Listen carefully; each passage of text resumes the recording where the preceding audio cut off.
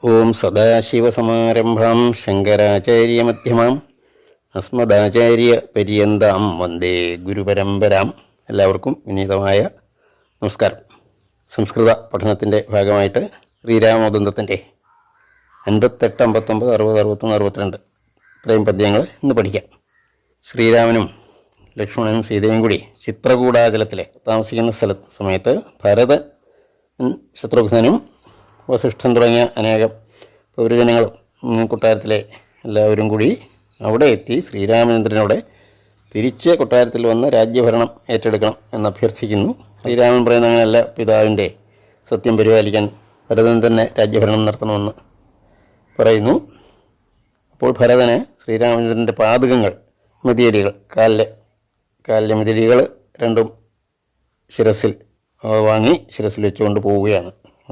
അയോധ്യയുടെ അതിർത്തി ഗ്രാമമായ നന്ദിഗ്രാമത്തിലെ അവിടെ ആ സിംഹാസനം അവിടെ വെച്ചിട്ട് പാദുകങ്ങൾ അതിൽ വെച്ചിട്ട് ആ പാദുകങ്ങൾക്ക് വേണ്ടി ശ്രീരാമചന്ദ്രന് വേണ്ടി ഭരണം നടത്തുകയാണ് ചെയ്യുന്നത്. ആ കഥയാണ് ഇവിടെ, ആ കഥയുടെ ഭാഗമാണ്, പിന്നീടുള്ള ഭാഗമാണ് ഇവിടെ പറയുന്നത്. പദ്യം വായിച്ചിട്ട് അർത്ഥം പറയാം. ഗൃഹീത്വാ പാദുകേ തസ്മാത് ഭരതോ ദീനമാനസഃ നന്ദിഗ്രാമേ സ്ഥിതസ്ഥാഭ്യാം രരക്ഷ ച വസുന്ധരം. ഗൃഹീത്വാ പാദുകേ തസ്മാത്, ഭരതോ എന്നുള്ളത് ഭരതഃ, ദീനമാനസഃ നന്ദിഗ്രാമേ സ്ഥിതഃ വിസർഗമാണ്, പിന്നെ സായായിട്ട് വേണം. സ്ഥിതഃ താഭ്യാം എന്നാണ് പിന്നത്തെ വാക്ക്. താഭ്യാം രരക്ഷ ച വസുന്ധരാം. ഗൃഹീത്വ എന്ന് പറഞ്ഞാൽ എടുത്തിട്ട്, കുതാന്തം അവയവമാണ്. പാദുകേ, പാദുകങ്ങളെ, രണ്ട് പാദുകങ്ങളെ, പാദുകം, പാദുകേ, പാദുകാനി, അതിൻ്റെ ദ്വിതീയ തന്നെയാണ്. പാദുകം, പാദുക, രണ്ട് പാദുകങ്ങളെ, രണ്ട് മെതിയടികളെ, ചെരുപ്പുകളെ എടുത്തിട്ട്, ഇത് തസ്മാത് അവനിൽ നിന്ന്, അദ്ദേഹത്തിൽ നിന്ന്, ശ്രീരാമനിൽ നിന്ന്, സഹ എന്നുള്ളതിൻ്റെ, അവൻ എന്നുള്ളതിൻ്റെ പഞ്ചമിയാണ്. പഞ്ചമിക്ക് അതിൽ നിന്ന് എന്നുള്ള അർത്ഥമാണല്ലോ. ഭരതോ, ഭരതഃ, ഭരതൻ, ദീനമാനസഃ, വളരെ ദുഃഖമുള്ള മനസ്സോടുകൂടിയവനായ ഭരതൻ, തന്നെ തിരിച്ചു പോകേണ്ടി വന്നതിൻ്റെ ദുഃഖമാണ്. നന്ദിഗ്രാമേ, നന്ദിഗ്രാമത്തിൽ, ആ അതിർത്തി ഗ്രാമമായ നന്ദിഗ്രാമത്തിൽ, സ്ഥിതി ചെയ്യുന്നവനായിട്ട്. താഭ്യാം, താഭ്യാം എന്ന് പറഞ്ഞാൽ ആ രണ്ടിനായിക്കൊണ്ട്, അല്ലെങ്കിൽ തസ്മൈ താഭ്യാം എന്ന് പറയാം. അതിന് രണ്ടിനായിക്കൊണ്ടെന്ന് പറയാം, ആ പാതകങ്ങൾക്കൊക്കെ ആയിക്കൊണ്ട്. രരക്ഷ, രക്ഷിച്ചു, ക്രിയയാണ്. രരക്ഷ, രരക്ഷതുഹു, രരക്ഷുഹു എന്ന് ലിട്ട് പ്രസ്മേതമാണ്. ബഹൂവ, ബഹൂവതുഹു, ബഹൂഹു എന്നൊക്കെ ആ രീതിയിൽ ഭൂതകാലക്രിയയാണ്. ച, രക്ഷിക്കുകയും ചെയ്തു. വസുന്ധരാം രരക്ഷ, വസുന്ധര എന്ന് പറഞ്ഞാൽ ഭൂമി ആണ്. ഭൂമിയെ, വസുന്ധരയെ രക്ഷിക്കുകയും ചെയ്തു. അടുത്ത പദ്യം നോക്കാം. രാഘവസ്തു ഗിരേസ്തസ്മാത് ഗത്വാത്രിം സമവന്ദത തത്പത്നീതു തദാ സീതാം ഭൂഷണൈസ്വൈരഭൂഷയത്. രാഘവഃ തു ഗിരേഃ തസ്മാത് ഗത്വാ അത്രിം സമവന്ദത തത്പത്നീ തു തദാ സീതാം ഭൂഷണൈഃ സ്വൈഃ അഭൂഷയത്.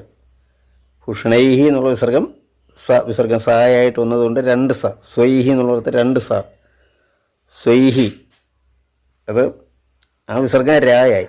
അഭൂഷയത് എന്നാണ് പിന്നത്തെ ക്രിയ. രാഘവൻ ശ്രീരാമനാണല്ലോ. രാഘവഃ തു എന്ന് പറഞ്ഞാൽ രാഘവനാകട്ടെ. ഗിരേഹേ തസ്മാത്, രണ്ടു വാക്ക്. ഗിരേഹ എന്ന് പറഞ്ഞാൽ ഗിരിഹി എന്ന് പറഞ്ഞ പർവ്വതമാണ്. അതിൻ്റെ പഞ്ചമി വിഭക്തി ഗിരേഹേ എന്നാണ്. ഹരിഹി എന്നുള്ളതിന് ഹരേഹേ, കവിഹി, കവേഹേ എന്ന് വരും. പഞ്ചമി വിഭക്തി ഏകവചനം. തസ്മാത് ഗിരേഹേ, ഗിരിയിൽ നിന്ന് എന്നാണ്. പഞ്ചമിക്ക് അതിൽ നിന്ന് എന്നുള്ള അർത്ഥമാണല്ലോ. വൃക്ഷാത്, വൃക്ഷത്തിൽ നിന്ന് ഫലം പതതി, ഫലം പതിക്കുന്നു എന്ന് പറയുന്നത് പോലെ ഗിരേഹ, ഗിരിയിൽ നിന്ന്. തസ്മാത് എന്ന് പറഞ്ഞാൽ അതിൽ നിന്ന്, അവനിൽ നിന്ന്. അവിടെ ഗിരിഹി എന്നുള്ളത് പുല്ലിംഗമായതുകൊണ്ട് അവനിൽ നിന്ന് തസ്മാത്. തസ്മാത് ഗിരേഹേ, അതിൽ നിന്ന് എന്ന് പറയാം. അത് തച്ഛബ്ദം ആണ്. അവൻ, അത് എന്നൊക്കെയുള്ളത് തച്ഛബ്ദമാണ്. സഹ എന്നാണ് അവൻ, അതിൻ്റെ പഞ്ചമിയാണ് തസ്മാത്. അതിൽ നിന്ന്, പർവ്വതത്തിൽ നിന്നെന്ന് പറഞ്ഞാൽ ആ പർവ്വതത്തിൽ നിന്ന്. ശ്രീരാമൻ താമസിച്ചുകൊണ്ടിരുന്നത് ഒരു പർവ്വത പ്രദേശമായിരുന്നു. ചിത്രകൂടം എന്നത് പർവ്വത പ്രദേശമായിരുന്നതാണ്. അതിൽ നിന്ന് ഗത്വ, പോയിട്ട്, അവിടെ നിന്നും ഭരതൻ പോയി കഴിഞ്ഞപ്പോൾ ഉടനെ പോവുകയാണ്. കാരണം അവിടെ താമസിച്ചാൽ കൊട്ടാരത്തിൽ നിന്നും അതുപോലെ അയോധ്യയിൽ നിന്നും എപ്പോഴും ആൾക്കാർ വന്നുകൊണ്ടിരിക്കും എന്നറിയാം ശ്രീരാമനെ കാണാൻ. അതുകൊണ്ട് അവിടെ പിന്നീട് നിൽക്കണ്ട എന്നുദ്ദേശിച്ച് അവിടെ നിന്നും പോവുകയാണ്. ഗത്വ എന്ന് പറഞ്ഞാൽ കുതാന്തവ്യം പോയിട്ട് അത്രിം സമബന്ധത, അത്രിഹി എന്ന് പറഞ്ഞാൽ അത്രിമുനി, അത്രിയെ ദ്വിതീയ വിഭക്തിയാണ്. സമബന്ധത ക്രിയയാണ്. വന്ദിച്ചു, അത് ലങ് ആത്മനേപത രൂപമാണ്. അവന്ധത എന്ന രൂപമുണ്ട്. തത് പത്നി, അവൻ്റെ പത്നി, അദ്ദേഹത്തിൻ്റെ പത്നി, ആ അത്രി മുനിയുടെ പത്നി അനസൂയയാണ്. പത്നി തു ആകട്ടെ അവ്യയമാണ്. നിദ അതും അവ്യയമാണ്. അപ്പോൾ ആ സമയത്ത് സീതയെ ഭൂഷണൈഹി ഭൂഷണങ്ങളാൽ, ഭൂഷണം എന്ന് പറഞ്ഞാൽ ആഭരണങ്ങളാൽ, ഭൂഷണൈഹി എന്ന് പറഞ്ഞാൽ തൻ്റേത് എന്നർത്ഥം. അത് തൃതീയ വിഭക്തി തന്നെയാണ്. ഭൂഷണൈഹി തൻ്റെ ആഭരണങ്ങളാൽ. ഭൂഷണൈഹി എന്നുള്ളതും തൃതീയ ബഹുവചനമാണ്. ഭൂഷയത്ത് എന്ന് പറഞ്ഞാൽ അലങ്കരിച്ചു. തൻ്റെ ആഭരണങ്ങളെല്ലാം സീതാദേവിക്ക് നൽകി എന്നർത്ഥം. ഭവത് അപ്പഠത്ത് എന്നൊക്കെ ഉള്ളതുപോലെ ലങ് പരസ്മേപദമാണ്. അടുത്ത പദ്യം നോക്കാം. ഉഷിത്വാതു നിശാമേകാമാശ്രമേ തസ്യ രാഘവഃ വിവേശ ദണ്ഡകാരണ്യം സീതാലക്ഷ്മണ സംയുത. പദങ്ങൾ ഉഷിത്വ തു നിശാം ഏകാം ആശ്രമേ തസ്യ രാഘവഃ വിവേശ ദണ്ഡകാരണ്യം സീതാലക്ഷ്മണ സംയുത. ഉഷിത്വ എന്ന് പറഞ്ഞാൽ ഉറങ്ങിയിട്ട്, കൃതാന്തം അവ്യയമാണ്. തു എന്ന് പറഞ്ഞാൽ ആകട്ടെ അവ്യയമാണ്. നിശാം, നിശ എന്ന് പറഞ്ഞാൽ രാത്രി. ഏകാം, ഏക എന്ന് പറഞ്ഞാൽ ഒന്ന്. ഏക എന്ന് പറയുമ്പോൾ സ്ത്രീലിംഗം, നിശ എന്നുള്ളത് സ്ത്രീലിംഗമായതുകൊണ്ടാണ് ഏകാം നിശാം ദ്വിതീയാണ്. ദ്വിതീയ വിഭക്തിയാണ്. ഒന്നിനെ നിശയെ, ഒന്നിനെ രാത്രിയെ, ഒരു രാത്രിയെ. ആശ്രമത്തിൽ ഉഷിത്വ എന്നാണ്. ഒരു രാത്രിയെ ആശ്രമത്തിൽ, ആശ്രമം എന്നുള്ളത് സപ്തമിയാണ്. ഉഷിത്വ ഉറങ്ങിയിട്ടെന്ന് പറഞ്ഞാൽ ഒരു രാത്രിയിൽ ആശ്രമത്തിൽ ഉറങ്ങിയിട്ട്. തസ്യ ആശ്രമം, തസ്യ എടുക്കണം, അവൻ്റെ, ആ അത്രിമുനിയുടെ, അദ്ദേഹത്തിൻ്റെ നിരക്കാം. അവൻ എന്നുള്ളതിൻ്റെ ഷഷ്ടിയാണ്. സഹ എന്നുള്ളതിൻ്റെ ഷഷ്ടിയാണ്. തസ്യ അവൻ്റെ, അദ്ദേഹത്തിൻ്റെ ആശ്രമത്തിൽ അത്രിമുനിയുടെ കണ്ടു എന്നാണല്ലോ പറഞ്ഞത്. രാഘവൻ വിവേശ എന്ന് പറഞ്ഞാൽ പ്രവേശിച്ചു ക്രിയയാണ്. ഇത് ലിട്ട് പരസ്മേതാണ്. വിവേശതു ബഭൂവ എന്ന് പറയുന്നത് പോലെയുള്ള ക്രിയയാണ്. ദണ്ഡകാരണ്യം വിവേശ, ദണ്ഡകാരണ്യത്തെ പ്രവേശിച്ചു, ദണ്ഡകാരണ്യത്തിലേക്ക് പ്രവേശിച്ചു എന്നർത്ഥം. ദണ്ഡകം എന്ന അരണ്യം, അരണ്യം വനമാണല്ലോ. ദണ്ഡകാരണ്യത്തെ എന്നാണ്, ദ്വിതീയാണ്, പ്രവേശിച്ചു. സീതാലക്ഷ്മണ സംയുത, സീതയോടും ലക്ഷ്മണനോടും സംയുത എന്ന് പറഞ്ഞാൽ കൂടിയവൻ. സീതാലക്ഷ്മണ സംയുതനായ രാഘവ, സീതയോടും ലക്ഷ്മണനോടും കൂടിയവനായ രാഘവൻ ദണ്ഡകാരണ്യത്തിലേക്ക് പ്രവേശിച്ചു. അടുത്ത പദ്യം നോക്കാം. വ്രജൻ വനേന കാകുൽസ്ഥോ വിരാധം വിധിചോദിതം സദാരാനുജമാത്മാനം ഹരന്തം അവധീത്തദാ. വ്രജൻ വനേന കാകുൽസ്ഥോ എന്നുള്ളത് കാകുൽസ്ഥ, വിരാധം വിധിചോദിതം സദാരാനുജം ആത്മാനം ഹരന്തം അവധീത്. അവിടെ സന്ധി വരുമ്പോൾ വരുന്നതാണ്. സരന്തം അവധീത് എന്നാണ് ക്രിയ. പിന്നത്തെ വാക്ക് തദാ എന്നാണ് പിന്നത്തെ വാക്ക്. വ്രജൻ എന്ന് പറഞ്ഞാൽ പോകുന്നവൻ. വനേന വ്രജൻ, വനത്തിലൂടെ, അവിടെ തൃതീയയാണ്. വ്രജൻ എന്നുള്ളത് വ്രജന്തഃ തകാരാന്തം വാക്കാണ്. വനേന എന്ന് പറഞ്ഞാൽ വനം വനേ വനാനി എന്നുള്ളതിൽ തൃതീയ, വനത്തിലൂടെ എന്നുള്ളത് കിടക്കണം. വ്രജൻ കാകുൽസ്ഥ, ശ്രീരാമ കാകുൽസ്ഥൻ എന്ന വലിയ പ്രസിദ്ധനായ രാജാവിൻ്റെ വംശത്തിലുള്ള ആളാണ് എന്നുള്ളർത്ഥം. വിരാധൻ എന്ന രാക്ഷസൻ, ആ രാക്ഷസനെ വലിയ ആചാനബാഹുവായ രാക്ഷസനാണെന്ന് രാമായണത്തിൽ പറയുന്നുണ്ട്. കബന്ധൻ എന്നും ആ രാക്ഷസൻ അറിയപ്പെട്ടിരുന്നു.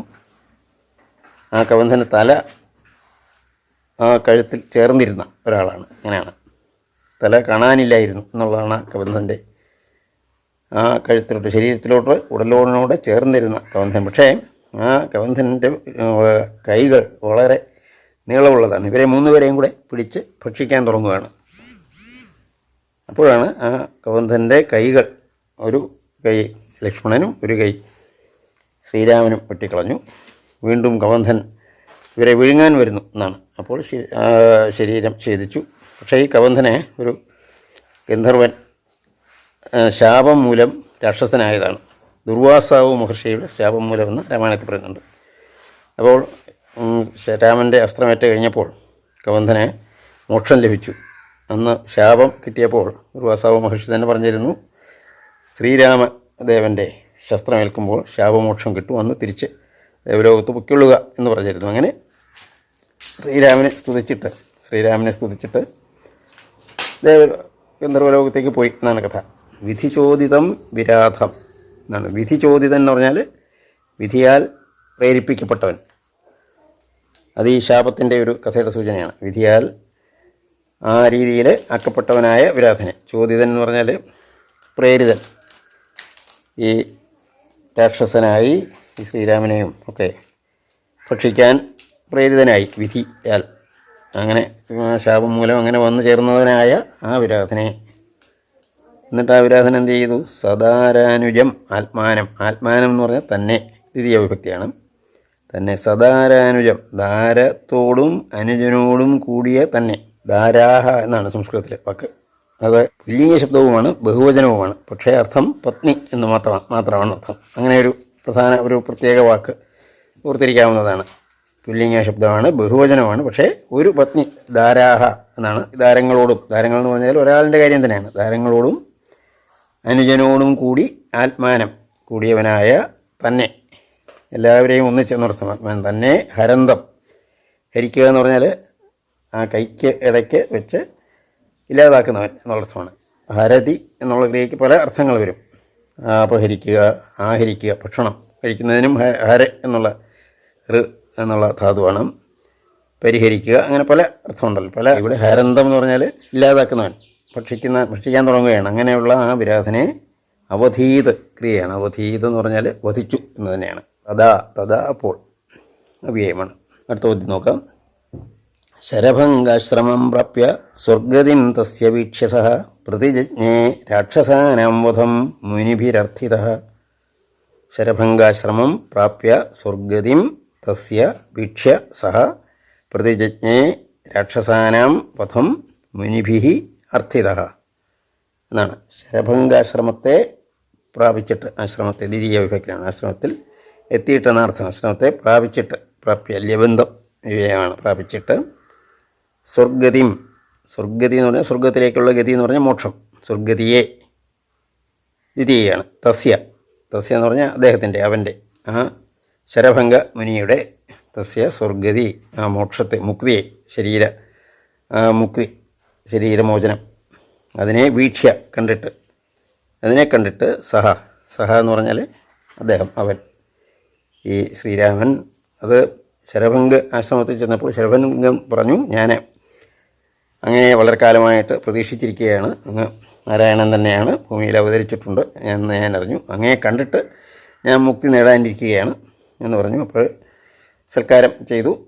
എന്നിട്ട് നമസ്കരിച്ചിട്ട് പറഞ്ഞു, എനിക്കെന്നെ മുക്തനാകാൻ അനുവദിക്കണം എന്ന് പറഞ്ഞിട്ട് അദ്ദേഹം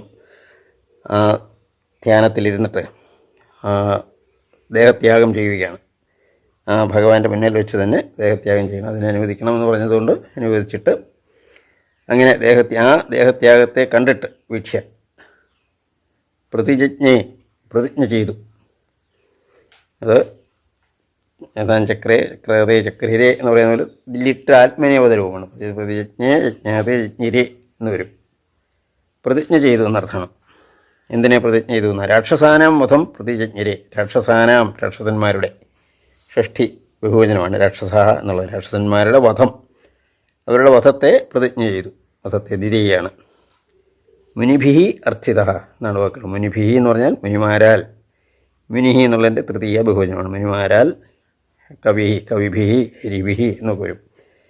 അർത്ഥിത എന്ന് പറഞ്ഞാൽ അഭ്യർത്ഥിക്കപ്പെട്ടവൻ എന്നർത്ഥം. മുനിമാരാൽ അഭ്യർത്ഥിക്കപ്പെട്ടവനായ മുനിമാർ പറഞ്ഞു ദണ്ഡകാരണ്യം. അവിടെ അനേകം മഹർഷിമാർ താമസിക്കുന്ന സ്ഥലമാണ്. പക്ഷേ അവിടെ അനേകം രാക്ഷസന്മാരുമുണ്ട്. അവർ പലപ്പോഴും അസുരന്മാരെ വധിക്കുന്ന ഒരു രീതിയുണ്ട്. രാമായണത്തിൽ പറയുന്ന ഒരു കാര്യം അവിടെ വലിയ മല പോലെ തലയോട്ടിയും എല്ലും കിടക്കുന്നത് കണ്ടു എന്നാണ്.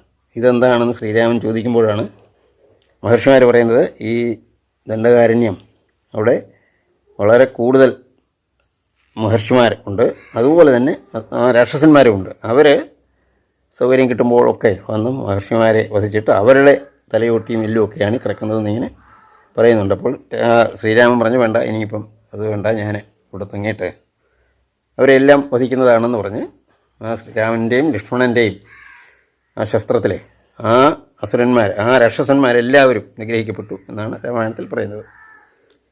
അങ്ങനെ രാക്ഷസാനാം വധം പ്രതിജ്ഞ ചെയ്തു എന്നർത്ഥം. എല്ലാവർക്കും വിനീതമായ നമസ്കാരം.